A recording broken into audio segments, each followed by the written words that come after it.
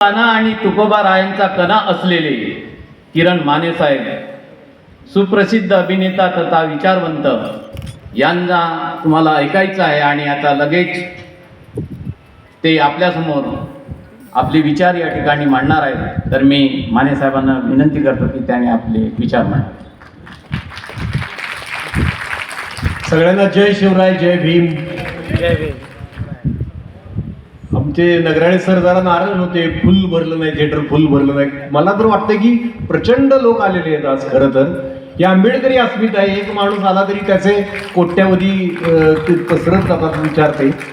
त्यामुळे नाराज व्हायचं कारण नाही. नगराळे सर, मी जी पोस्ट केली होती ना, पंतप्रधान परत फिरले होते, मी पोस्ट त्यांचं नावही न घेता केली होती. मी लिहिलं होतं की आमच्या नाटकाला एक प्रेक्षक जरी असला ना तरी आम्ही तेवढ्याच उत्साहात प्रयोग करतो नाटकाचा. एवढंच केलं होतं.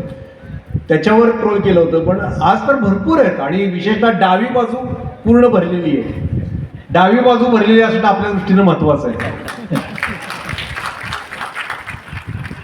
सगळ्यांनी एकदा जोशात एक घोषणा देऊया, जय भीम. बस हा आवाज आहे, उत्साह आहे. तथागत गौतम बुद्ध, जगद्गुरु संत तुकोबाराया, राजमाता जिजाऊ महासाहेब, छत्रपती शिवाजी महाराज, छत्रपती संभाजी महाराज,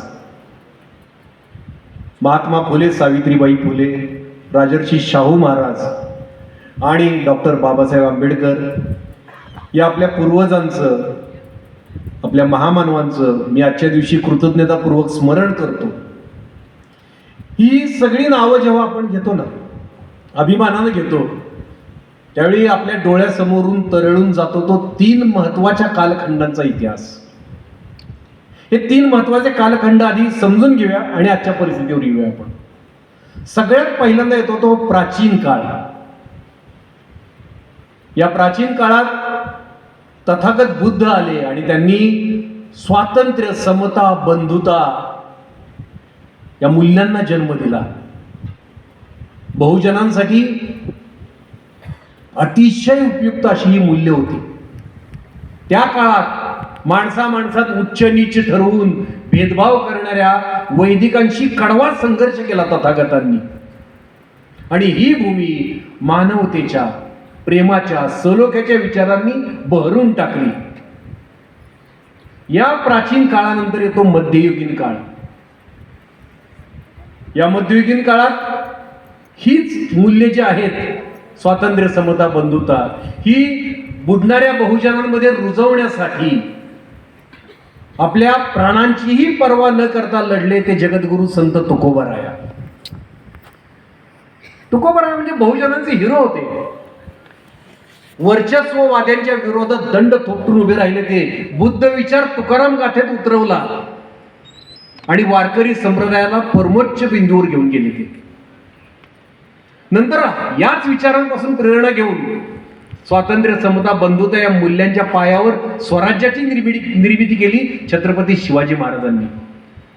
आणि या स्वराज्याचं रक्षण करण्यासाठी आपल्या प्राणांची आहुती दिली छत्रपती संभाजी महाराजांनी. या तिघांमुळे हा मध्ययुगीन काळ असा सोन्यासारखा लखलखून उजळला. आजही आपल्या बहुजनांसाठी हा मध्ययुगीन काळ म्हणजे अभिमानाची गोष्ट आहे. यानंतर आधुनिक काळाचा सूर्य उगवला. या आधुनिक काळात हीच मूल्य जी प्राचीन काळापासून आलेली आहेत, स्वातंत्र्य, समता, बंधुता, ही मूल्य पुन्हा बहुजनांपर्यंत पोहोचवण्यासाठी आपली एक त्रिमूर्ती सूर्याच्या तेजानं लखलखली. ती म्हणजे फुले शाहू आंबेडकर. या त्रिमूर्तीनं बहुजनांचं आयुष्य उन्नत केलं, उदात्त केलं, समृद्ध केलं.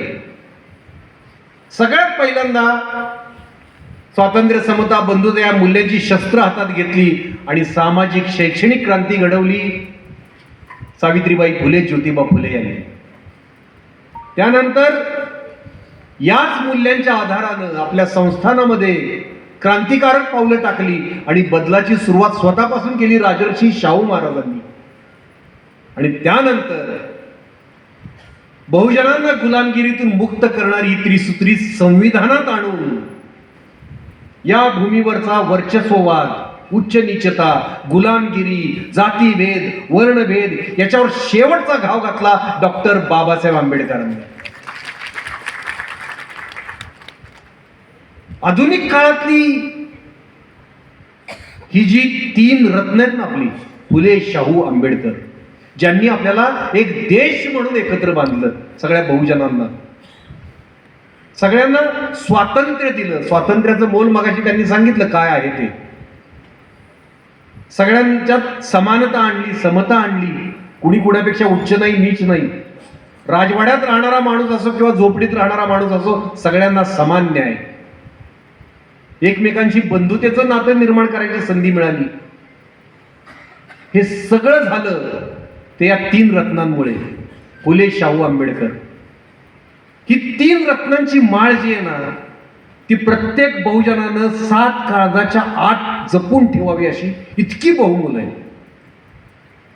कारण खूप काही सोसलं होतं आपण ह्या 3 काळात, प्राचीन काळापासून.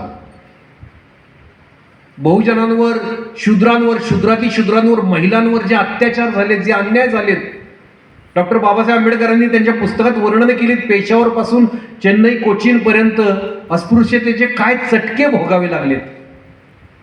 त्यातून हा देश मुक्त करण्यासाठी जीवाचं रान केलंय त्यांनी, रक्ताचं पाणी केलंय.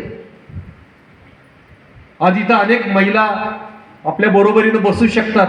शूद्रांपेक्षा वाईट अवस्था होती महिलांची. आज हरिभक्तपरायण आपली पाटील ताई आहे, मागे काही वर्दीतल्या महिला बसलेल्या आहेत ज्या इथे सुरक्षेसाठी आलेल्या आहेत. किती अभिमानाची गोष्ट आहे. नाहीतर आपण खूप काही सोचलं होतं, एकाधिकारशाही, हुकुमशाही, लष्करशाही, ब्राह्मणशाही, सगळं सोसलंय आपण बहुजनांनी. मोगलाई, पेशवाईचे घाव सोसलेत. त्यानंतर फाळणीची वेदना सोसून काळानं या देशाला जन्म दिला. भारत हे अनाथ कुपोषित बालक घेऊन आपला भीमराया लोकशाहीच्या झोपडी पुढे गेला. तिला म्हणाला, बाई ग, या लेकराचा सांभाळ करती. म्हणाली, माझ्याकडे काय आहे? काय नाही, मातीच्या कोड्याची साधी झोपडी आहे माझी, बसायला फाटकी सतरंजी पण नाही, माझ्या अंगावर जुनाट विटलेलं लुगडं आहे, अंगावर दागदागिने नाही. भीमराया म्हणला, तरीही हे बाळ मी तुझ्याकडे सोपवतोय, कारण तुझ्या डोळ्यात गोरगरिबांविषयी अपार माया आहे, काळजात शोषित पीडितांविषयी अथांग करुणा आहे, आणि घट्ट पडलेल्या हातावर मानवतेचा, माणुसकीचा दिवा आहे. आजपासून हा देश तुझा, आनंदानं राज्य कर. मग काय भारतात लोकशाही आली, आनंदी आनंद झाला. अहो, 5000 वर्षांपूर्वी इथं गुण्या गोविंदानं राहणाऱ्या मूल निवासींवर खैबर खिंडीतून आलेल्या युरेशियनांनी केलेल्या हल्ल्यापासून ते पेशवाईपर्यंत अनेक क्रांत्या, प्रतिक्रांत्या पाहिलेल्या या भूमीवर पुन्हा एकदा बुद्ध हसला, कारण बहुजन गुलामगिरीतून मुक्त झाला. आता हे असंच अबाधित राहणार, आता सुवर्णयुग येणार, या आनंदात आपल्याला मस्त झोप लागली. आपल्या महामानवांनी आपल्याला कानी कपाळी ओरडून सांगितलं होतं की प्रत्येक क्रांतीनंतर हे वर्चस्ववादी विषारी साप बिळात लपून बसतात संधीची वाट बघत, आणि नंतर संधी आली की झेप घेतात, तुम्हाला दंश करतात. विसरून गेलो आपण. थेट त्यांनी डंख केल्यावरच आपल्याला जाग आली. आता जाग आल्यावर आपल्याला कळतंय की आपले हातपाय बांधले गेलेत. जी मूल्य तथागत बुद्धांपासून चालत आली आहेत, स्वातंत्र्य, समता, बंधुता, त्या मूल्यांवरच घाला आलाय. आपलं स्वातंत्र्य हिरावून घेतलं गेलंय. सगळ्यात सुंदर मूल्य कुठलं असेल तर स्वातंत्र्य. किती सुंदर मूल्य आपल्याला बुद्धांनी दिलं, तेच हिरावून घेतलं गेलं आपल्यापासून. तुम्ही काय बोलायचं, कलावंतांनी कला सादर करताना कोणावर टीका करायची, तुम्ही कपडे कुठले घालायचे, कशा पद्धतीचे घालायचे, तुम्ही तुमच्या घरात काय खायचं, तुम्ही सोशल मीडियावर पोस्ट काय करायची, एखाद्याच्या पोस्टवर कमेंट काय करायची, सगळ्या गोष्टींवर बंधनं आलीत. तुमचं स्वातंत्र्यच हिरावून घेतलं गेलंय. समता नष्ट झालीये, बंधुतेची वाट लागलेली आहे.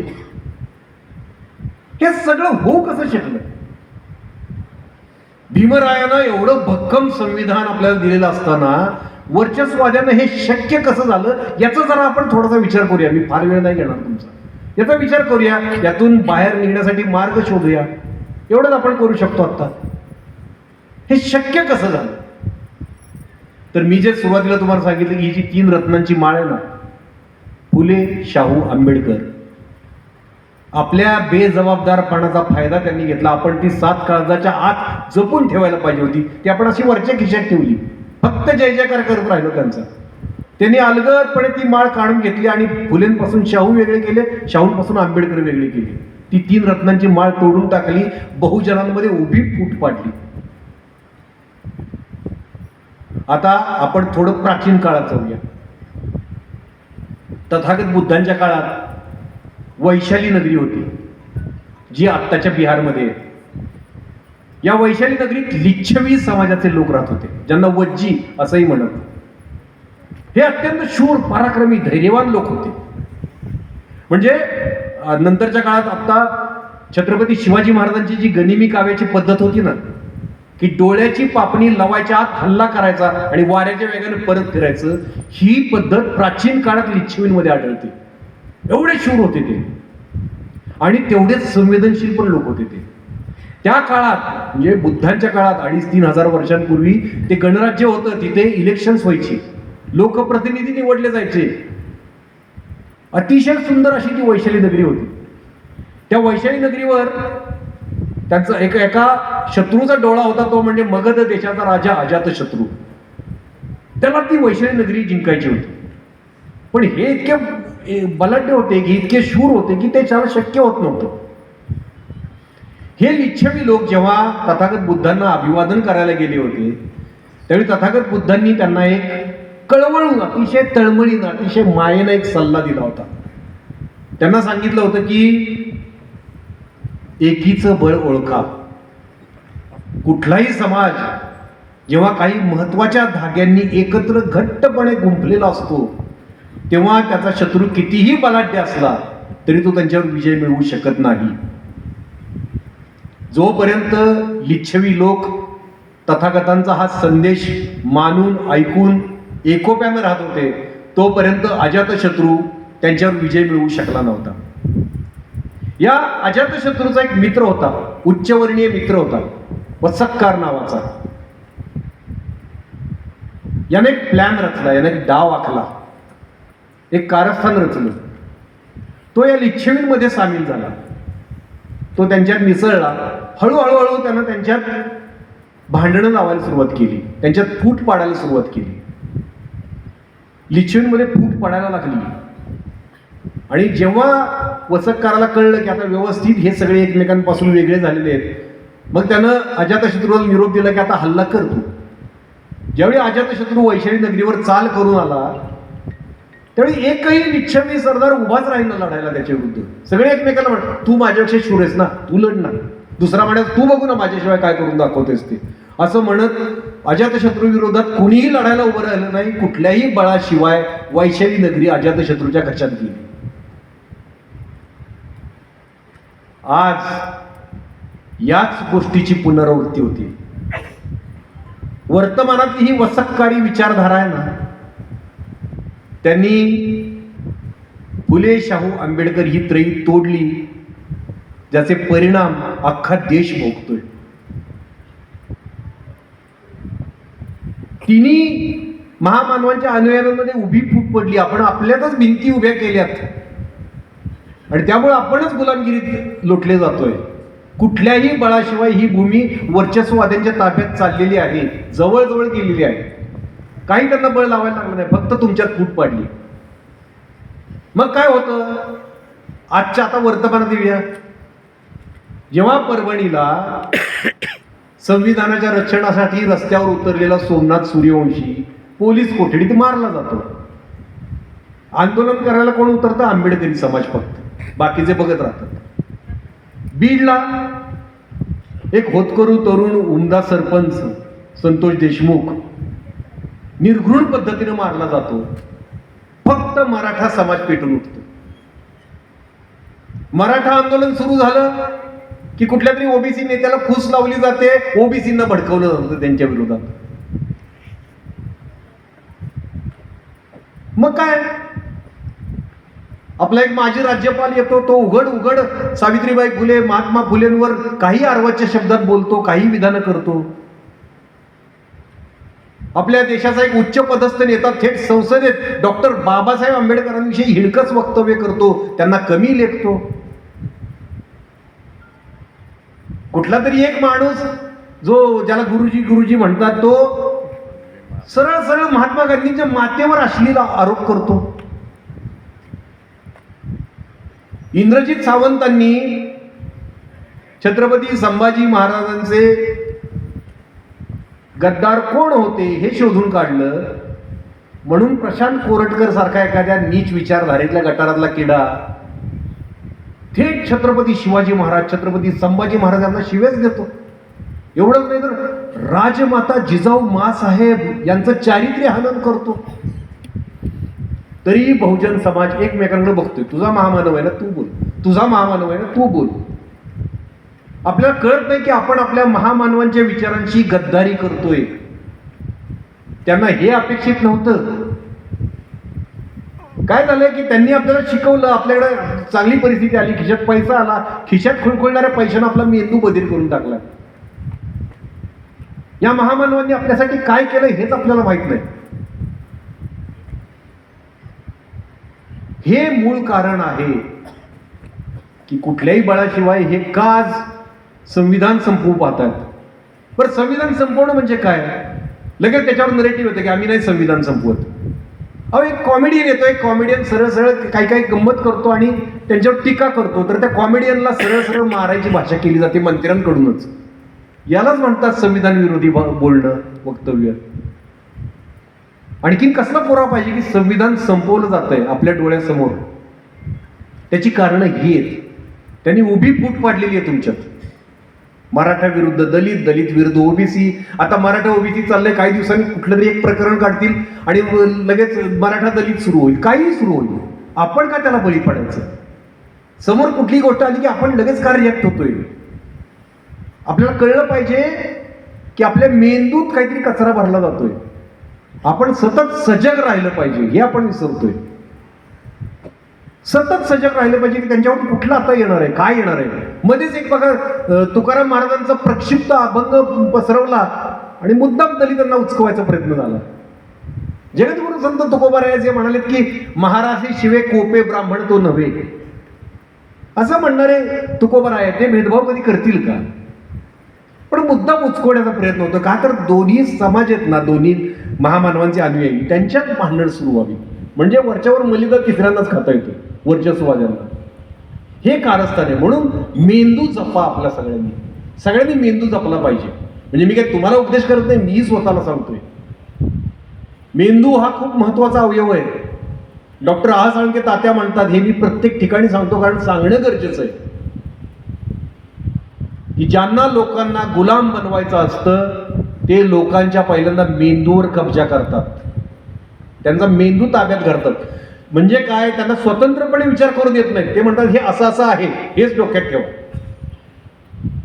जसं मगाशी एक कोणातरी भाषणात शब्द आला, कारण कार्य संबंध, जो डॉक्टर बाबासाहेब आंबेडकरांनी तपासायला सांगितलंय, ते आपण विसरून गेलोय. फक्त डॉक्टर बाबासाहेब आंबेडकर की जय म्हणायचं.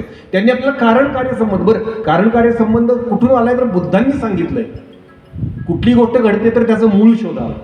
आज आपण काही नाही, आपण सरळ आपला मेंदू त्यांच्या ताब्यात दिला. त्यांनी सांगायचं आणि आपण उभं राहायचं. त्यामुळे आपल्यालाच फूट पडायला लागली. मेंदू आपल्या ताब्यात ठेवला पाहिजे. आपण खूप महत्वाचा अवयव आहे मेंदू. किती महत्वाचा आहे तुम्हाला सांगतो. आपलं शरीराचं जेवढं वजन असतं त्याच्यात 2% वजन फक्त मेंदूचं असतं. पण आपण जो श्वास घेतो त्यातला 25% श्वास फक्त ऑक्सिजन फक्त मेंदूला जातो. 14 अब्ज पेशी मेंदूत असतात. मेंदू ठरवतो की तुम्ही यशस्वी होणार आहे का अपयशी होणार आहे. मेंदू ठरवतो तुमचा उत्कर्ष होणार आहे का तुमची अधोगती होणार आहे. इतका मेंदू महत्वाचा आहे. त्या मेंदूत आपण काही भरून घेतोय आजकाल. त्याचा परिणाम आता आपला संविधान, आपला देश आपल्या हातातून चाललाय. त्याचं कारण ते आहे. आणि मेंदू आपण दुसऱ्याच्या ताब्यात दिलाय. तथागत बुद्धांनी सांगितलं की पराधीनता हे दुःखाचं मूळ आहे. जगद्गुरु संत तुकोबरायांनी हेच अभंगातून सांगितलंय. साधन तयासी साधे रे स्वाधीन ज्याची बुद्धी, पराधीनता घात रे थोर जाण संबंधी. साधन तयासी साधे रे, म्हणजे प्रत्येक गोष्ट ज्याला मला जी गोष्ट पाहिजे ती साध्य तेव्हाच होते. स्वाधीन ज्याची बुद्धी, माझी बुद्धी जर माझ्या अधीन असेल तरच. तथागत बुद्धांनी हेच सांगितले ना, पराधीनता हे दुःख. तुम्ही पराधीन असाल, तुमच्या आयुष्यातले निर्णय जर तुम्ही घेत नसाल, दुसराच कोणीतरी घेतोय. तुम्ही काय बोलायचं हे दुसराच कोणीतरी ठरवतोय. तुम्ही काय विचार करायचा हे तिसराच सांगतोय. हे दुःखाचं मूळ आहे आपलं. आणि आज बहुजन समाज दुःखात आहे. त्याचं कारण ते आहे, कारण आपण पराधीन झालोय. म्हणजे बुद्ध विचारांपासून लांब चाललोय. बुद्ध विचारांपासून लांब जाणं म्हणजे संविधानापासून लांब जाणं. मग आपण महामानवांचा जय जयकार करून काही उपयोग नाही. म्हणून मेंदू ताब्यात ठेवा आपला. तुमच्या मेंदूवर हल्ला कुठल्या मार्गाने केला जातोय? 3 मार्ग आहेत. WhatsApp forward. आपल्या हातातल्या मोबाईलमध्ये व्हॉट्सअप नावाचं एक ॲप आहे. त्याच्यापेक्षा थोडा जास्त वापर आपल्या धडावर एक डोकं आहे, त्या डोक्यात एक मेंदू आहे, त्याचा करायचा आपण. काही मेसेज आला की आधी आपण तपासून बघायचं की याच्या मागे कारण काय असेल. हा मेसेज फॉरवर्ड करण्यामागचं त्याची चिकित्सा करायची, त्याच्या मुळाशी जायचं. डॉक्टर बाबासाहेब आंबेडकरांनी सांगितलंय, जांचो परखो फिर मानो. त्यांनी सांगितलं ना, पहिल्यांदा चिकित्सा करायची, हे खरं आहे का खोटं आहे. News channels. दुसरं म्हणजे न्यूज चॅनलच्या माध्यमातून ते आता तुम्हाला ड्राईव्ह करतात. न्यूज चॅनल सांगतात की आज तुम्ही ह्या गोष्टीवर वाद घालायचा. न्यूज चॅनलला कोणीतरी ड्राईव्ह करत असतं की आज ही बातमी फिरवा, आज याची मुलाखत घ्या. बरोबर ठराविक लोकांकडे बरोबर कॅमेरा वळतो बघा. अचानक कोणतरी टोपीवाला म्हातारा दिसायला लागतो, अचानक दुसराच कोणतरी दिसायला लागतो, चष्मेवाला माणूस, जाड चष्मेवाला. अचानक असं नाही अचानक दिसत, त्यांना आदेश गेलेला असतो की जा आज याची मुलाखत घ्या, याला कुठला तरी वाद उकरून काढायला सांगा. मग तो वाद उकरून काढतो आणि आपण त्याच्यावरच भांडत बसतो. न्यूज चॅनल तुम्हाला गुलाम बनवण्यासाठी ही साधनं आहेत. WhatsApp forwards, news channel. तिसरं म्हणजे प्रोपोगंडा सिनेमे. आपल्या महामानवांवर जे सिनेमे येत आहेत ते वेड्यासारखे बघू नका. नाही बघितले तरी फरक पडत नाही, त्यांची पुस्तकं वाचा. त्या सिनेमांच्या माध्यमातून तुमच्या मेंदूत अलगद पडते. त्या महामानवांचा जय जयकार करायचा, पण अलगद तुमच्या मेंदूत विष पेरायचं. 2-3 प्रसंगच खोटे असतात, पण त्या खोट्यातनं तुम्ही भरकटून जाता पूर्णपणे. तुम्हाला गुलाम बनवण्यासाठीचे हे 3 सापळे आहेत. प्रोपोगंडा सिनेमे, महामानवांचा वरचा कुठलाही सिनेमा आंधळेपणानं बघू नका. बघायचा असला बघा, एकतर बघूच नका. मी सांगेन आंधळेपणानं बघू नका. कितीही त्यात जय जयकार केलेला असू दे, काहीतरी एक गोष्ट अशी असते की ज्याच्यामुळे दंगल होणार. असं कुठली कलाकृती दंगल घडवते हो? कलाकृती प्रेम पसरवते. कलाकृती ही कुरूप मनातून नाही जन्माला येत, नितळ निर्मळ मनातूनच कलाकृती जन्माला येते. त्या कलाकृतीमध्ये हेवे दावे, द्वेष, मत्सर वगैरे असतात, पण अंतिमतः प्रेमाचाच संदेश असावा ना. अमुक एक सिनेमा आला आणि दंगल झाली, असं कसं होऊ शकतं? त्यामुळे कुठलाही महामानवांचा सिनेमा येऊ देत, एक तर बघू नका. बघायचं असलं तर फार मेंदूत घेऊ नका. पुस्तकं वाचा, त्यातली तथ्य तपासून घ्या. त्यात हे सांगितलं हे खरं आहे का, हे सांगितलंय. सिनेमॅटिक लिबर्टीच्या नावाखाली बरोबर तुम्हाला भरकटवलं जातं. हे गुलाम बनवण्याचे सापळे आहेत, हे कायम लक्षात घ्या. मेंदूत एक एक वाक्य त्यांचं भरून घेताना तपासून घ्या. कुणाचाही येऊ द्या, माझ्याकडूनही येऊ द्या. म्हणजे तथागत बुद्ध पण म्हणतात की माझ्यावर जसं तसा विश्वास ठेवू नका, ते तुमच्या बुद्धीच्या कसोटीवर घासून मग विश्वास ठेवा. तथागत बुद्धांनी पण सांगितलं, हे सगळ्यांनी सांगितलं.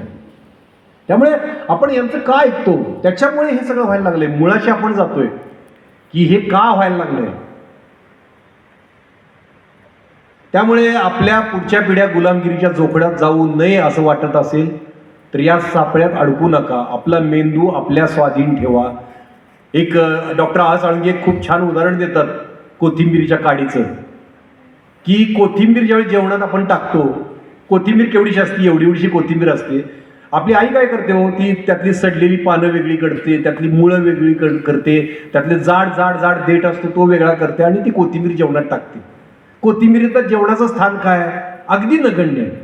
कोथिंबीरीची चव किंवा कोथिंबीरी समजा तिने त्या मुळांसहित अशी जशी तशी कोथिंबीर टाकली, थोडंसं पोट बिघडेल, फार काय होणार नाही, पण तरीही आई ते निवडून कोथिंबीर टाकते, कारण ती पोटात जाणार असते. पोटात जाणाऱ्या अन्नाची एवढी आपण जर काळजी घेतो तर मेंदूत जाणाऱ्या गोष्टीची किती काळजी घेतली पाहिजे. मेंदूत आपण काही भरून घेतोय कचऱ्यासारखं. जो मेंदू आपलं व्यक्तिमत्व घडवणार आहे, आणि बरोबर तोच मेंदू त्यांनी कब्जात घेतला. त्यामुळे ही दरी मिटवा, टोकदारपणा, एकमेकांच्या समाजाविषयीचा सगळा काढून टाका. बहुजनांनी काही हेवे दावे द्वेष ठेवू नका. जर भीमशक्ती आणि शिवशक्ती एक झाली तर कुठल्याही राजकीय सत्तेपेक्षा त्याची ताकद मोठी असेल. काही गरज नाही सत्ता पण असण्याची, फक्त शिवशक्ती आणि भीमशक्ती एक झाली पाहिजे. हे बहुजन आहेत सगळे आपले, ते सगळ्यांनी एक झालं पाहिजे. आता काहीही हे वेदावे असतील अजिबात उकरून काढू नका. म्हणजे मला यावेळी धम्म परिषदेत व्याख्यानाला बोलवतात, मी पुन्हा पुन्हा विचारतो की तुमच्या सगळ्यांचं एकमत झालंय का की बाबा मी यावं धम्म परिषदेत म्हणून. तर मला बोलवतात, ते हक्कानं बोलवतात. मी सांगतो की मला ते सांगावं लागतं, मी ते मानत आहे, मी सांगावं लागतं, मी मराठा आहे तरी या म्हणतात तेव्हा मी जातो. तर माझ्यावर बरेच जण टीका करतात की तू ये ना धम्मात, मग एवढं धम्माचं कौतुक करतोस. असा टोकदारपणा नका ठेवू. धम्म हा फुलाच्या सुवासासारखा आहे हो, तो मला आकर्षित करून घेतो. धम्म कोणालाही आकर्षित करून घेऊ शकतो, त्याच्यावर जबरदस्ती नका करू. मी बुद्धांचा आहे, बुद्ध माझा आहे, बस हे मला कळतं. बुद्ध विचार मला पटतो. वारकरी संप्रदायाने बुद्ध विचार अलगदपणे आणलेला आहे. तुकोबराय विठ्ठलामध्ये पण बुद्धाला बघत होते. आता त्यातला टोकदारपणा काढून टाकूया आपण. आपल्यातलं आपल्यात जे काय असेल ते आपण नंतर बघूया. आपला शत्रू ओळखा पहिला. शत्रू फार मोठा आहे, त्यानं बरोबर आपल्यातल्या आपल्यात बरोबर भांडणं लावून, वाद उकरून काढून, आपल्याला वेगळं करून स्वतः बसलाय त्याच्यावर. तर हे ओळखा बस. मला बाकी काही सांगायचं नाही. आपण बाकी सुजाण आहात आणि इथं जमलेली माणसं बंडूजी कमी नाहीत, खूप माणसं आहेत ही, आणि खूप मोलाची माणसं आहेत की एवढा वेळ बसून सगळ्यांची बातम्या ऐकतायत आणि एवढे मन लावून रिस्पॉन्स देत आहेत. खूप खूप यातून मोठा परिणाम होणार आहे. मी एक साधा कलाकार आहे. मी निर्णय घेतला, जर सर म्हटले की मला कपलला केलं, पण मला वाटतं की मी खूप श्रीमंत झालोय त्यानंतर. एवढं प्रेम कोणाला मिळते आजकाल? कुठल्या कलाकाराला मिळणार आहे एवढं प्रेम? कुठल्या कलाकाराला मिळणार आहे? जो काल कोल्हापुरात भाषण करतो, आज चंद्रपुरात भाषण करतोय, परत परवा पुसदला करणार आहे, मग धुळ्यात करणार आहे. कुणाला एवढं प्रेमानं बोलवून घेतात माणसं? हे प्रेम लाख मोलाचं मिळतंय मला. शेवटी कलाकार कशासाठी कलेच्या क्षेत्रात जातो? आम्हाला लोकप्रियता मिळावी, हे मूळ हेतू सगळ्यांचा तो असतो. ती मला मिळते आणि माझ्या कलेच्या माध्यमातूनच, ही जी माझी कला आहे, संभाषण कला आहे, आणि माझी बुद्धी, याच्या माध्यमातूनच मी तुम्हाला विचार सांगतोय ना महामानवांचे. याच्यासारखा दुसरा अभिनयाचा आनंद कुठला असेल? तर तो मी घेतोय. म्हणजे एक शेर मला आठवतं की माना के मुश्ते खाक से बढ़कर नहीं हूं मैं. मुश्ते खाक, खाक म्हणजे माती, मुष्ट म्हणजे मूठ. एका मुठभर मातीपेक्षा जास्त पात्रता माझी नाही. तरी मला तुम्ही इकडे का बोलवताय? माना के मुश्ते खाक से बढ़कर नहीं हूं मैं, लेकिन किसी हवा के रहमो करम पर नहीं हूं मैं. कुठली हवा येईल आणि मला उडवून घेऊन जाईल एवढा मी कमकुवत नक्कीच नाही. माझा एक बाणा आहे, तो तथागत बुद्धांपासून आलाय, जगद्गुरु संत तुकोबरायांच्या विचारांपासून आलाय, शिवशाहू फुले आंबेडकरांपासून आलाय.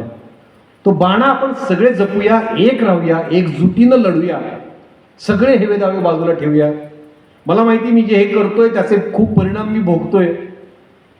सरांनी काही छोटे मोठे सांगितले, पण मी ते बघूनही मी हे करतोय. माझ्या काही गोष्टींचा त्याग करून मी हे करतोय. त्याचा मोठेपणा नाही, उलट मला अभिमान आहे की मी हे करू शकतोय.